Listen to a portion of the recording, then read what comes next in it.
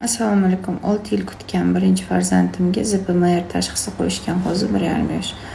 Bu ZPMR заторможенность психомоторного развития deyiladi. Ya'ni не только aqliy, но и motorniy funksiya, tanada ham disfunksiyalar kechayotgandan operatsiyalarning buzilishi, aqliy zaifligi moyilli autizm elementizatsiyasi bilan birga kechadigan diagnoz hisoblanadi.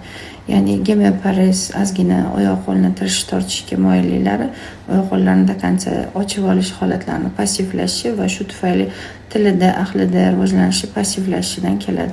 Bu chista tanadagi disfunksiyadan keladi. Diagnostika qilinsa topiladi, nimani hisobiga kelyapti.